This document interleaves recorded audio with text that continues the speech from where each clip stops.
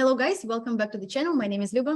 And my name is Stryker. And today we're doing an interview with Marcus. I know that a lot of you have been watching his video about his first time to Europe, first trip to meet a lady. And so, of course, we want to hear the follow-up, the same as you. We don't know yet what is the story about, but we hope that everything went fine. And let us talk to Marcus and ask him how his trip was. To give you a little bit of an introduction about the situation, Marcus became our client. He chose the Rocket Match package. He decided to talk to ladies online.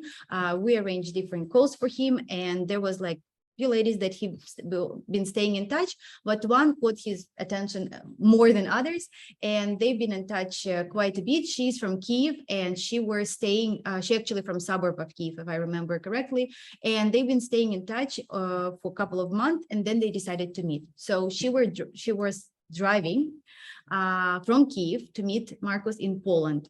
And how the trip went, how the first meeting went, how the whole week went, let's talk and ask Marcus. So Marcus, hello. Hello. Hey guys, good to see you again. Good morning for you. Thank you so much. Actually, Marcus is doing the call with us at 4 a.m. So such a dedicated guy to Hard Rocket. We appreciate that. We're sorry. And thank you very much for coming. So no problem. Tell us about your experience. Tell us about your trip. Tell what's going on, what's happening. Yeah, absolutely. So yes, my trip was to, I met her in Krakow, Poland. As you said, she was from area around Kiev, and I'm obviously from the United States, and we'd been talking for a little bit and decided to meet. And the trouble is obviously with the conflict going in Ukraine, I wasn't able to go there, but she was close enough to the Western border that I thought we would meet somewhere in Europe. And I did a little research and found Krakow, Poland was an awesome tourist area, an awesome middle location for us to meet. And so we just decided to set it up. It was my first time going to Europe. And I mean, it would be an understatement to say it was a great time. It was terrific. I had a wonderful time. First time in Europe. I mean, the trip alone was just, it was fun. It was cool seeing so much things. And then having her come and visit, I thought we had such a really great time. I enjoyed going into to all of this. How was the, because you were talking for some time before you actually met. How was it when you first met? Like there would have been obviously anxiety, a little bit of nervousness, I'm guessing on both behalf, on both of you having these different emotions. How was it when you met? Was it what you expected? Yeah, absolutely. There was that little bit of nervousness of because I got there first and she was messaging me, okay, I'll be there shortly. So I was very nervous. I mean, maybe not very nervous, but I was definitely a little nervous to first meet her. We had been FaceTiming before, so it's it's not like I had no idea who I was meeting. Obviously, we had been FaceTiming a lot. I did a lot to make sure I knew who she was, but that never prepares you fully for meeting in person. And then when she got there, I went out and met her and everything, and I was we both kind of established kind of a relief about that we looked like what we expected the other to look like. And so because anytime you FaceTime someone, there's always that little bit of risk, like what if this person doesn't look like they look in the FaceTime? But no, it was a relief to meet each other, because I mean, I thought she was absolutely gorgeous. She's beautiful. And she even told me, because she knew I was an American, and as you might know, there's the stereotype that we're all pretty fat. And I mean, I'm not this like perfect athletic build, but I was not fat and so she even told me a little bit later, she's like, I'm really glad. She's like, I was afraid you might be really, really fat. And I'm like, well, I'm glad I'm not. So we're good. Cool. How did you prepare for your trip? What did you do? I know that I've been sending you some links, and because it was your first time to Europe. The second is that you was first time in Poland, obviously, and you didn't know, like you wanted to have a plan, right? Because I think that you talked to her that you want to go to aqua park and do some kind of stuff. But what else? How did you set up how long you been in Krakow, and what did you do? Yeah, so to start it off, I will mention that we had been communicating before about the trip, and I had mentioned in the previous call, I was a little bit nervous about the possibility, because anything could happen. You know, I could find out on my flight that when I land, oh, something had happened. She had trouble crossing the border. There was that little bit of concern that what if we get there, we meet and something goes wrong where she's not able to meet me. So I planned my trip to be, how I planned my trip was to be like, I was excited to go to Krakow no matter what.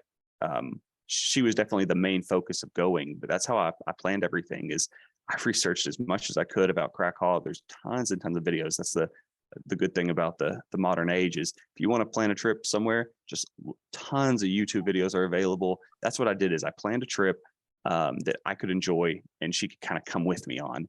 And I definitely took input from her. I didn't just plan it all for me. I took input from her for what she wanted to do. Like one of the things was she wanted to do the water park or the aqua park. That was her idea. And we actually went and had a great time doing that. It was this really nice indoor water park in Poland. We spent pretty much the whole day there. Me, her, and she has a young boy, and her kid, he really liked playing around. So it was a good day. But anyway, going back to the planning, how I planned for it is I had a day where I would kind of plan, okay, in the morning we're going to do this, in the afternoon we're going to do this, in the evening we're going to do this. So we have our I had to have 3 main events each day, and that event could simply be we're going to go to this restaurant in the evening.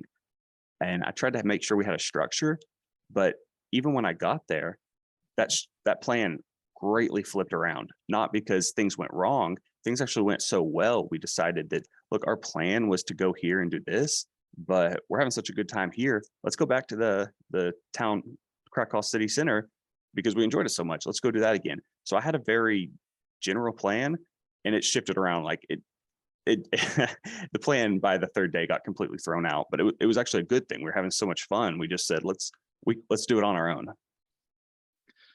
Did you rent an apartment or you were staying at the hotel? I got an Airbnb. I talked to her. She was comfortable with this, but we got a 2-bedroom Airbnb. Her and her son had a room, and then I had my own room, and that's where we arranged that. Worked out. It was a really, really nice place. Kind of surprised me how nice it was. So worked out really well. Okay.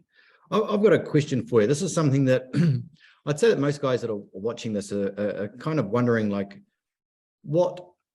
on what level when you meet are you at? So we talk sometimes about, using our services, it sets the premise for the relationship going forward, as in that you both are going into this looking for a romantic, intimate relationship, right? You're not just going in, see what happens or whatever. You both have intent. The motivation is there from both of you guys. So the relationship moves quite fast. So when you met and when you started spending time with each other, the time that you had spent talking to each other before you came over, how did it feel in terms of that premise that you both kind of already knew that you were going into this, looking for a romantic, intimate, sexual relationship?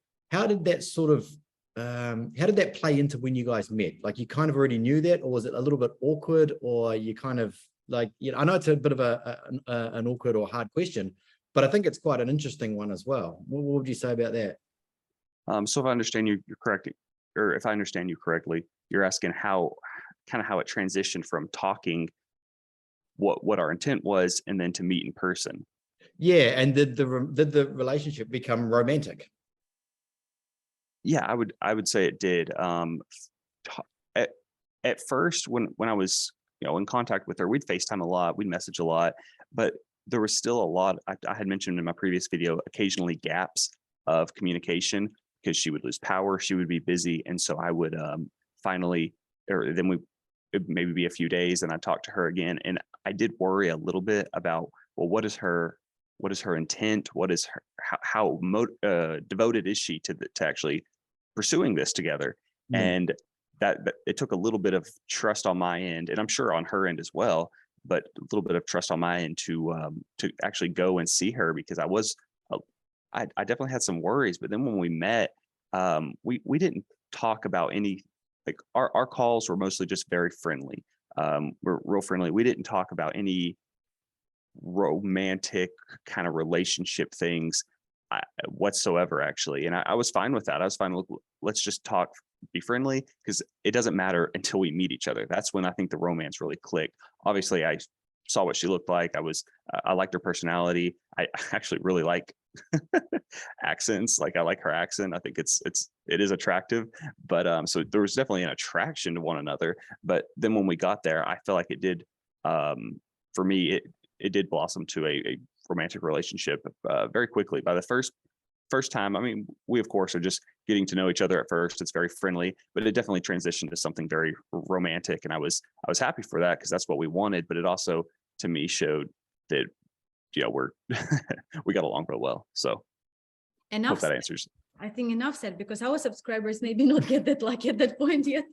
Okay, but that's good. I mean, it's important question, because really nowadays, like, some people are very skeptical about this, like, online meeting and online chatting, and like, oh, it's impossible, it's artificial, it's not real, or it can't be that fast. And I see that, it is real, because like we talk to some other guys, and maybe we don't do the interviews with all of our clients, but I think that most of them are having not most, like all of them have the same kind of stories, where like they see that it is real. And yes, maybe the dating the lady like on a distance, and like especially with this circumstance, it make things a little bit faster. That not specifically a bad thing, right? Like it's actually it's not that bad. People just have more desire to get to know each other, and to make it work. Mm-hmm. One thing that there's always skeptics out there. I used to be one of them as well. Yeah. There's always skeptics out there, and they say, "Oh, she's, she's a scammer." We did a call yesterday actually with another one of our clients, and I asked a similar sort of question: was, did you have any red flags? You did our course, you know what's out there and stuff like that. Did you see any red flags, or were you a little bit, sensitive to red flags? Which always happens. People look for red flags when red flags don't exist. There's they either go one way or they go the other way. They see them everywhere, or they don't see them at all. So tell us about it. Oh, I definitely saw, I was definitely on the lookout for red flags. I got really, because of course going into this, I mean, I think it should be noted, with y'all's course, she wasn't the only person I spoke to. She's the only person I went and saw, but she's not the only person I spoke to with the course y'all have, where I was introduced to multiple women, and a lot of those all of the other ones fizzled, but with this girl, it worked out. And so obviously you don't have 100% success rate where every girl I talk to it works out. So I was, once I found that this was working, I focused in, and I didn't really speak to the other women very much. And then they kind of just fizzled off, and I was okay with that. But as far as red flags, yes, I am very sensitive to red flags. I even had to try to I think I had the approach of being overly concerned, because I'm going to a different country, going to a different, there's so many things would be different here. I was worried about that. And then I'm worried about, well, what is her intent? My biggest concern was, is she speaking with multiple guys, and I'm just one person that she's got a list of, which, truth be told, going into it, we were casual enough that she could have been talking to other guys and it would have been fine, because, it's not like I started off talking to only her. No, I started off talking to multiple girls, and you've kind of file it down. So I saw that as, what I need to do is, if she is talking to other people, I need to make sure I'm just being the best I can be, so that, if she likes me, great. If not, well, we'll move on. But as far as if I saw any red flags, there were a few things that I had mentioned to y'all. I would call them yellow flags, that I'm like, hey, I'm not sure what this is. It's not like I can't do this, like she has a gambling problem or something, like this is a huge problem. No, there's nothing like that. But if y'all remember, I even messaged y'all a few times saying, hey, she had mentioned this. What would you recommend, or what's your thoughts on that? And I'll even say, communicating when we would just message and FaceTime, the language barrier did not feel like it was all that bad. But when we met in person, her English was good, but I actually discovered when we met in person that the language barrier was a little bit more than I expected. Anytime we would talk about an issue more complicated than just a friendly conversation, like, so what did you do back home? I would, because we inquired about each other's past to look to just learn more about each other. And that's when the language barrier kind of kicked in, where she would explain something to me and I'm like, I didn't quite understand that. And so I would ask her again a little bit later and just try to, hey, you had mentioned this. What is this about? And so it took a little bit of time and multiple conversations to try to understand. There was even sometimes she would be explaining it and she just couldn't find the right word. So she'd pull out Google Translate, type it in Russian, and then hand it to me, and it would translate it to English so we actually did run into more language barrier than I thought once we got there. But I'll just summarize this. And yes, I saw along the way there were things that were, even when we were just talking, concerning, but just simply things I needed to know more about. For example, she has a kid. Well, I need to know a little bit about her past relationship. Once we were at a point where it was okay to talk about that, I inquired about her past relationship, the boy's dad, and just everything in that regard. So I didn't go in with no red flags. No, there are definitely some, but I got to a point where I was comfortable with everything, and those red flags kind of went away. You know, I want to mention that there is like one trait that I really, really respect in you, like one quality, I don't know, one characteristic about you, is that you're very patient. And this is what sometimes guys are lacking, and women as well. I'm not saying that just guys, but talking to you for all this time, because obviously I was very worried about your meeting, to be honest. Like I was chatting to you, like maybe you noticed that it was like extra messages from me the days that you were going to meet. And because we have several guys at the same day, I a little bit forgot like what exactly the date you are coming, because like for me it was also always a risk of what if she didn't come, or if she is not coming, or something happened, or her car or her kid or whatever. So for me, like I was really, really worried and concerned about, like, not concerned, but I was worried about your meeting. Like you are very patient about many things. Like you are really very mature for your age, I would say, and you're very, like, you are waiting for the right moment. This is the quality that a lot of guys need to really I don't know, duplicate, is it the right thing? Like, yeah, because you are waiting for the right moment. You're not starting panicking, like that she didn't respond to the message, or that she's like her internet and like in that place where she's staying, like is not working well. You patiently wait because you have the best like belief in you. First of all, you have a self-esteem. Second is that you know that, you know, like that this lady, you expect this relationship to be equally serious, and you understand that she's not responding not because she's ghosting you or just because she can't. You've been patient about that. That is like super good quality for you and for her and for your relationship.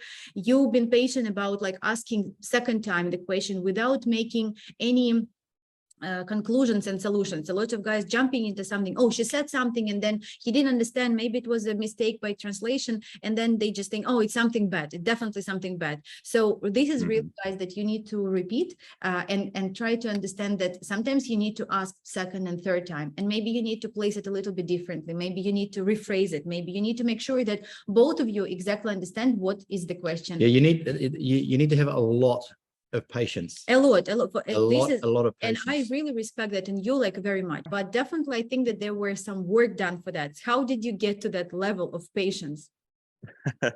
So first off, I appreciate what you're saying. If you meant saying you thought I was patient, or I appreciate that, because it took me a little bit of restraint to be patient, because when she didn't message me back, I think it's the like a few days would go by when she didn't have internet, she didn't message me. I definitely had moments of concern where I didn't think, could she be ghosting me? I was a little worried about that. Is she not sincere? Is she not interested in me?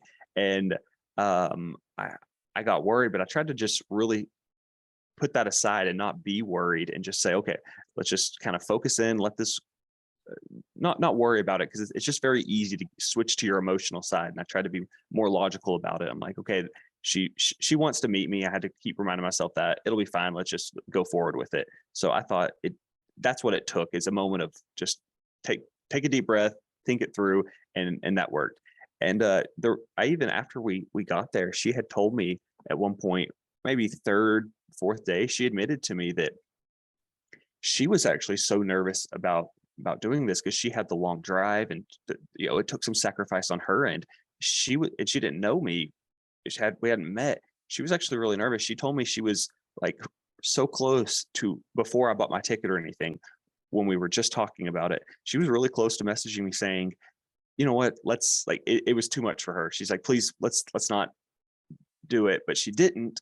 And then later I told her I got the ticket. She's like, okay, well now it's all in. Like I bought the plane ticket. And then I met with her and we both were able to say, I'm really glad you didn't say that. You didn't, call. She wasn't trying to call off talking to me. She was just trying to let's learn a little bit more about each other before the trip. She was nervous about that.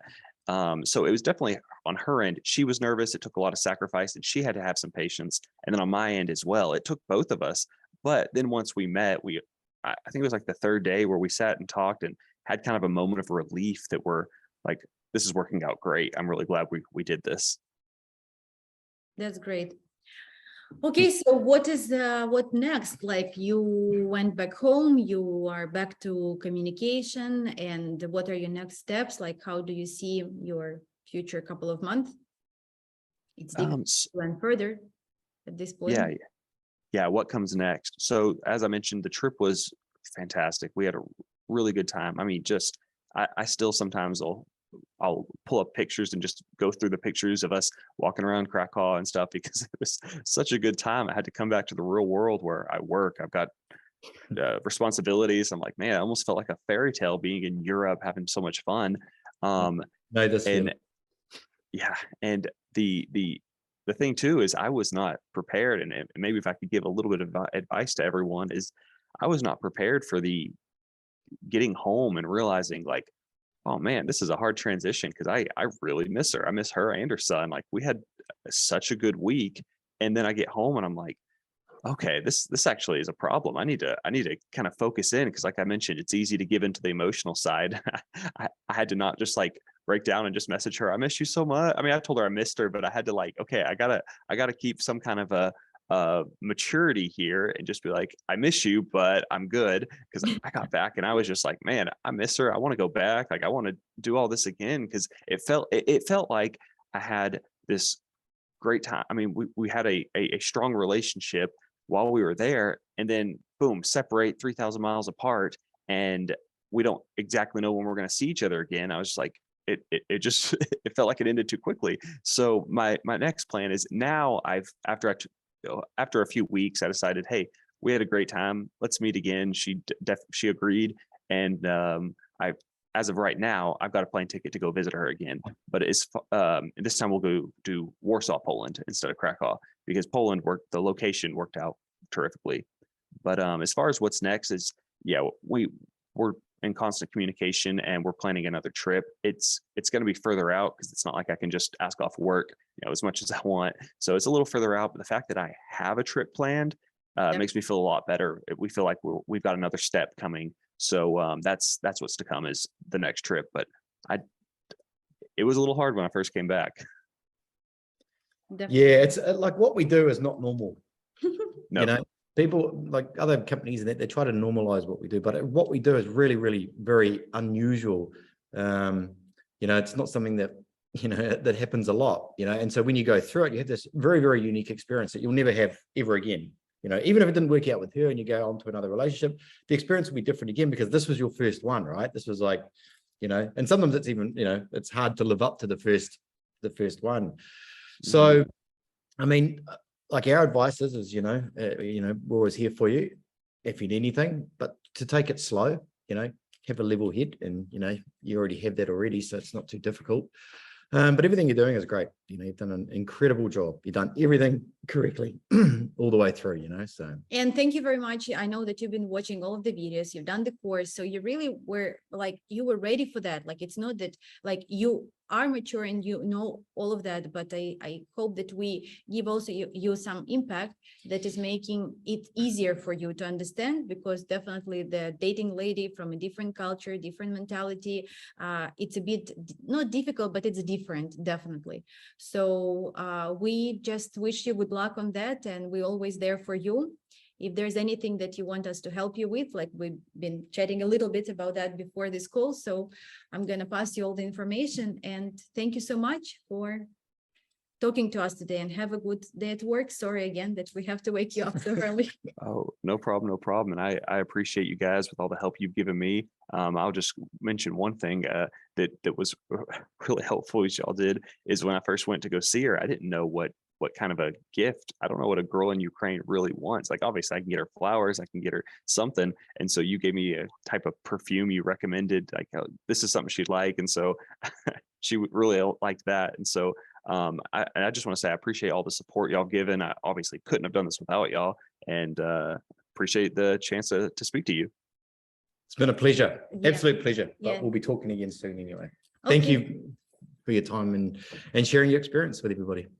Definitely. Thank you.